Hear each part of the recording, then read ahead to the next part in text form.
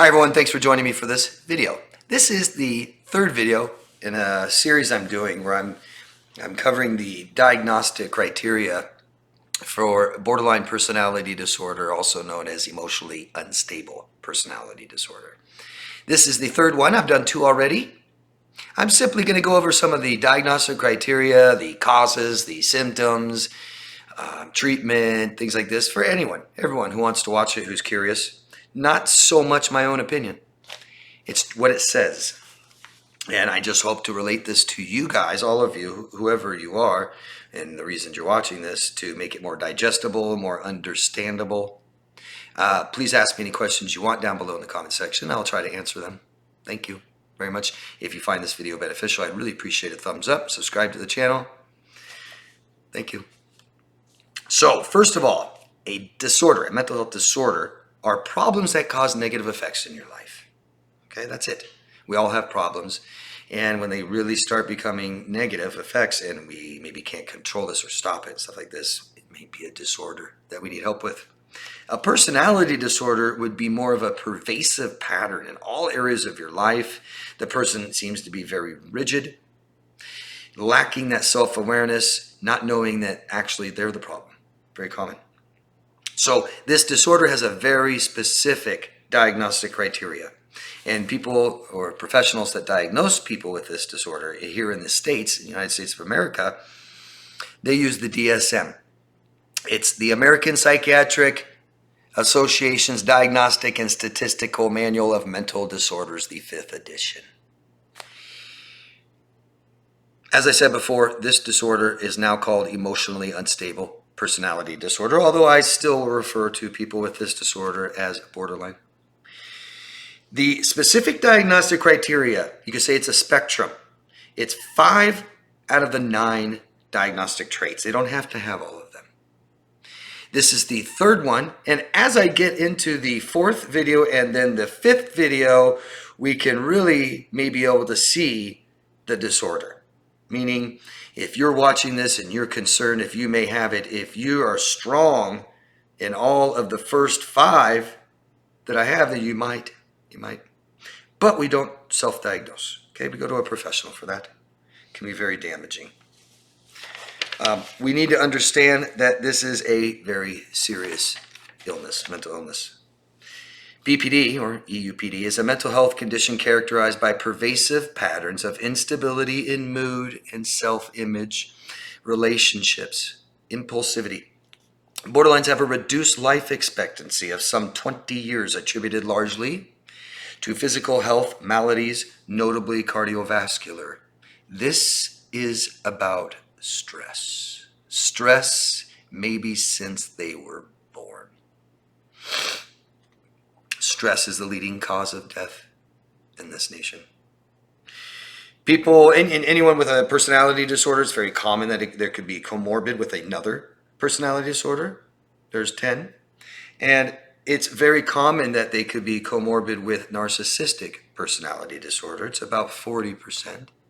Once you cross the line of personality disorders, there's a lot of overlap in traits. So it's very common for someone to have one of the 10 personality disorders, or let's say one of the other 9 besides narcissistic, but they're also maybe very highly narcissistic, maybe just not have the disorder. That is extremely common. Extremely. So the third one is called identity disturbance. In the DSM, it says that this trait for borderline is a markedly and persistently unstable self-image or sense of self. This is not extremely specified. To measure a sense of self or self-awareness is not easy, very complex. Incoherence or inconsistency in a person's sense of identity, including changes in goals and beliefs and actions. Uncertainty about several issues relating to identity, such as self-image, gender identity, values, long-term goals. So, cause: child neglect, abuse, and trauma. There could be a genetic predisposition, but it doesn't need it. It could be environmentally influenced. There could be an influence of the culture, but it is about development, childhood development. Stress playing a factor in this child's development and lacking healthy bonds and attachments since birth. During the development, keeping the focus off of the self of the child and instead on others. That's how they lack the self-awareness, one of them. There's a study I watched years ago. I believe it was in the 60s, black and white. And it was just so simple. There's so much information that's lacking, I think, or that even professionals are aware of and stuff. I mean, there's been studies for decades simplifying how easy it is to understand that if you don't focus on the children and give them attention emotionally, that it causes them stress and they can't focus on themselves and tasks. You can take children, set them on a table, a child who we know has had all their needs met, not neglected, and you can put some building blocks in front of them and they begin to build the blocks and have fun. The child who did not have attention, who was neglected, maybe even institutionalized, borderline, grew up in that family with no healthy bonds, no attachments, not enough attention, trauma, stress, and they can't even focus on the blocks. They can't do anything themselves. You can see them scattered thinking, and they're looking at everybody in the room and saying, what do I do? I need you. It's just awful to try to raise a child in that environment. And that's why arrested development is very common, where instead of fully functioning adult, they have the emotional capacity of a 7 or 8-year-old when the trauma was too much. This causes a lack of self-awareness and self-reliance. Symptoms. Contradicting beliefs, thoughts, and behaviors. I'm this, but I show you that. I like this, but I show you I don't. Changes in values, morals. Lack of commitment. Feelings of emptiness, lack of core existence, lacking a sense of I, me, myself, feeling a painful lack of consistency in self. Role absorption. Example, defining oneself in terms of a single role and having the feeling of always playing a role. Almost like a super ego. Teenagers, when we're teenagers, we don't know who we are. We're so easily influenced and we change all the time. We're very vulnerable, we're unstable and impulsive. It's like that. They didn't finish developing, that's where they are, maybe even younger. Dissociation, without getting fully into what it is, it's coming offline when trauma is too much. This causes massive lack of self-awareness. That should be easy to understand. I don't want to feel the pain. I want to go somewhere else. Well, that somewhere else is away from me. So I don't know who I am. Right? It's like never being able to see your own image and then you're supposed to know what you look like. Yeah? You finally see your own image at 45. You don't know who that is. Dissociation can be so bad they could even have dissociative identity disorder, which used to be called multiple personalities. And this is very common, more common than you think. Come across this quite a bit. Some brief examples. Someone says they're very religious, but they sin every day. Does that make sense? It does to them. I value loyalty, but I talk bad about everybody. I guess you don't value loyalty, but you think you do. Doesn't fully commit. Sabotages romantic relationships by triangulating and cheating. Doesn't finish. Starts and stops. Doesn't finish school. Goes to Harvard, has a half a credit left. Doesn't ever finish. Seen it. Doesn't finish classes. Requirements for a job. Doesn't finish it, so now you can't do your job. These kinds of things. I'm sure a lot of you guys understand. Doesn't fulfill financial obligations. Won't fulfill their lease. Just move out in the middle of it. Yeah.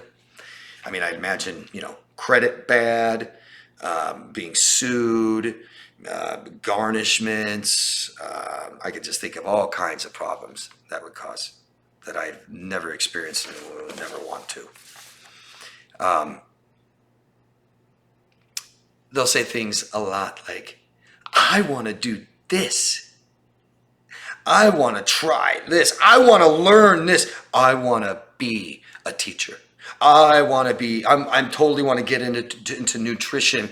I want to totally get into cosmetics and makeup. It's my passion. I love it. And never do a thing. Nothing. You know, imagine I want to make huge changes in my life. I am so inspired to do this. But I'm just going to stay home all day today. Do nothing. Go on Facebook. And bait people. Start shit. Nothing. Future? It's like they talk about it like it's, their next lifetime or something. Yeah, I really want to do this in my next life. Can't wait. Does nothing, really, to get there, to take the steps.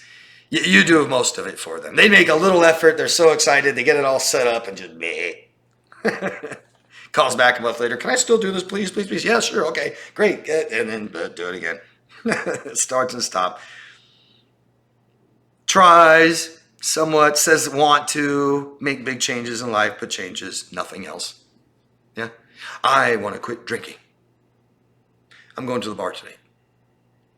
That might not be a good idea. Don't tell me what to do. Therapy. I mean, sabotage yourself and stuff because I'm going to go to therapy that somebody else found for me and somebody else paid and somebody else took me to. But I'm going to go to therapy and I'm just going to lie to the therapist. I'm just going to withhold all the information about myself. As if, how can I get help, right? It's like getting your car fixed, but you never give them the car. Can you fix it? It's at home. Just while you're here at work.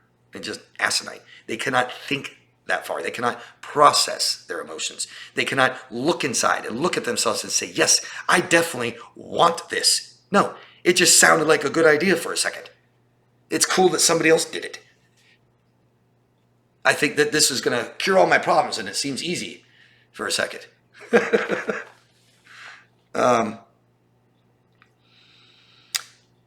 I feel empty inside. I don't know who I am. I feel like I'm floating around in life. Never makes decisions. What should I do? I don't know. I don't know. I don't know. Well, you've got 20 days to think about it. Figure it out. Sad that I know that on the 21st day you're still going to sit there and say, I don't know what I should do. Well, it's too late. Indecisiveness, big time. And then stick with one role, and that's all I know. I'm a doctor. I'm a teacher. I'm a mother. I'm always a mother. And they'll just they'll talk about like their job. That's not even a career, and everything has to apply to that job. Hey, I'm a server, so I gotta serve everybody all the time. So, I mean, just like I can't break out of that role. There's nothing else in life but this role. Treatment, talk therapy, maybe medications. The talk therapy is called DBT, dialectical behavioral therapy. It's talk therapy, but it's intense. You don't have to have identity disturbance or be borderline for the treatment, but it's necessary for these people. And it doesn't mean it'll always work. It could take 10 years for it to go into remission. It could take 20 and never go into remission. The most common thing I see with borderlines, women, is they're always in therapy and never get better. And until that therapist wants to stop taking their money and stop having a client that they never help, they'll just keep doing it forever, and then they just go to another doctor. All their doctors abuse them. They're all bad. They're all narcissists. And they never get anywhere. Not saying it's not possible. Just never seen it. For those of you around